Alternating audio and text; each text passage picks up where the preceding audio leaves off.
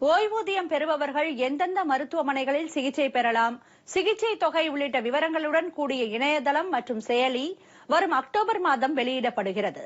தமிழ்நாடு ஓய்வு பெற்ற அலுவலர்கள் சங்கத்தின் நீல சஃபயர் எனப்படும் 65வது ஆண்டு விழா சென்னையில் நடைபெற்றது.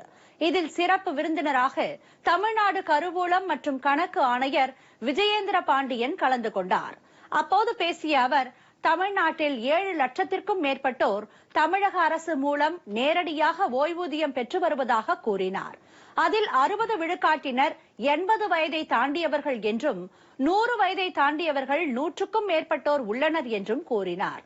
ஓய்வூதியம் பெறுபவர்கள் எந்தெந்த மருத்துவமனைகளில் சிகிச்சை பெறலாம் என்பது குறித்த விவரங்களுடன் கூடிய இணையதளம் மற்றும் கைபேசி செயலி வரும் அக்டோபர் மாதம் தமிழக அரசு சார்பில் வெளியிடப்படும் என்றும் அவர் கூறினார்.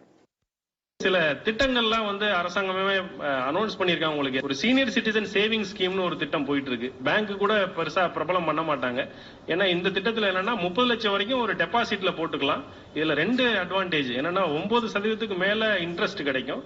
அதை நீங்க மாசம் இல்ல 3 மாசத்துக்கு ஒரு தடவை உங்களுக்கு ஒரு பென்ஷன் மாதிரியே ஒரு தொகை வரும். அதுல 1.5 லட்சம் வரைக்கும் வர வட்டி எல்லாமே இன்கம் டாக்ஸ்ல நீங்க காமிச்சுக்கலாம். அது எக்ஸம்டட். அக்டோபர் மாசத்துல ஒரு வெப்சைட்டையும் மொபைல் அப்ளிகேஷனையும் லான்ச் பண்ண போறோம்.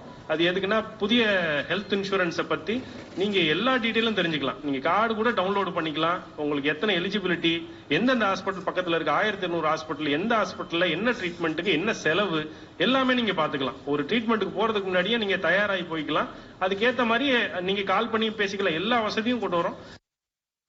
ஓய்வூதியர்களை யாரேனும் தொலைபேசி மூலம் தொடர்பு கொண்டு வங்கி கணக்கு விவரம் மற்றும் நுழைவு சொல்லை கேட்டால் கொடுக்க கூடாது என்றும் அவர் கேட்டுக் கொண்டார்.